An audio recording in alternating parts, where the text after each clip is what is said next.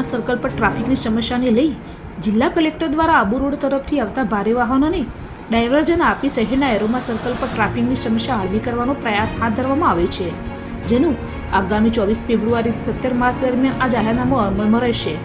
Palanpur aroma circle ટ્રાફિકની સમસ્યા દિન પ્રતિદિન પેચીદી બનતી હોવાથી સ્થાનિક આગેવાનો જાગૃત નાગરિકો દ્વારા આ ટ્રાફિકને હળવું કરવા માટે સીએમ કક્ષા સુધી રજૂઆત કરવામાં આવી હતી, જેને લઈ જિલ્લા કલેક્ટર મિહિર પટેલ દ્વારા આગામી ધોરણ 10 અને 12ની બોર્ડની પરીક્ષાને ધ્યાને લઈ ટ્રાફિકની સમસ્યાને નિવારવા માટે આબુ રોડ તરફથી આવતા ભારે વાહનોને ડાયવર્ઝન આપવામાં આવ્યું છે, જેમાં ડીસા તરફ જવા માટે ભારે વાહનોને ચિત્રાસણીથી વાઘોળ ચોકડીથી ચંડીસર થઈ ડીસા તરફ જઈ શકાશે, જ્યારે અમદાવાદ તરફ જતા ભારે વાહનોને જૂના આરટીઓ સર્કલ બ્રિજ ઉપર થઈ ધનિયા ચોકડીથી રતનપુર ચોકડી લાલાવાડા બનાસ ડેરી જગાણા થઈ અમદાવાદ તરફનો માર્ગનું જાહેરનામું 24 ફેબ્રુઆરી 2025થી 17 માર્ચ 2025 દરમિયાન અમલમાં રહેશે. આ જાહેરનામા દરમિયાન કોઈપણ જાહેરનામાનો ભંગ કરશે તો તેની સામે ફોજદારી કાર્યવાહી કરવામાં આવશે.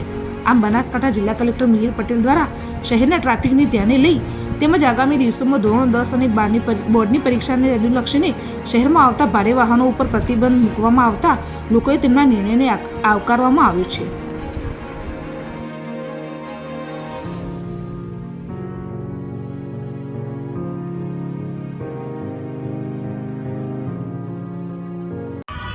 જસવંતસિંહ વાઘેલા, પાલનપુર શહેરમાં એરોમા સર્કલ પર ટ્રાફિક સમસ્યા એક મોટો પેચીદો પ્રશ્ન છે. દિન પ્રતિદિન ટ્રાફિક સમસ્યા વકરતી જતી હોય પાલનપુર શહેરના અમે જાગૃત નાગરિકો દ્વારા એક સમિતિ બનાવી હતી અને ધરણા ઉપર બેસીથી માંડીને ગાંધીનગર સુધી ઉચ્ચ કક્ષાએ સીએમ સુધી રજૂઆત કરેલી હતી. આ ઉપરાંત શહેરના કેટલાય સંગઠનો અને જાગૃત નાગરિકો આ પાલનપુર શહેરમાં ટ્રાફિક સમસ્યા હળવું થાય તે માટે પ્રયત્નો કરતા હતા. તેના પરિણામે આવતીકાલથી એમ કે અહીંયા એરોમા સર્કલ પર ટ્રાફિક હળવું થશે, કેમ કે નામદાર કલેક્ટર સાહેબે જાહેરનામું બહાર પાડેલું છે અને અહીંયાના જે આબુ રોડ બાજુથી જે ભારે વાહનો આવે છે એ ચંડીસર બાજુ ડાયવર્ટ થશે.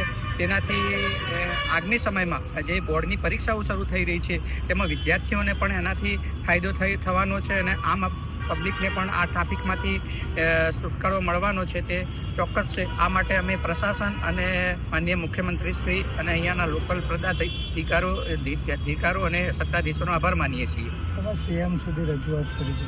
હા, અમે ગયા હતા ને, અહીંયા મેં આગળ કહ્યું એ પ્રમાણે મેં એક સમિતિ બનાવી હતી અને સમિતિના માધ્યમથી સીએમ સુધી રજૂઆત કરી હતી અને સીએમએ અમને ચોક્કસ કહ્યું હતું કે ભાઈ અમે આગામી દિવસોમાં તમારો પાલનપુર શહેરનો પ્રશ્નોનું ઝડપી હલ થાય તે માટે પ્રયત્નશીલ છીએ.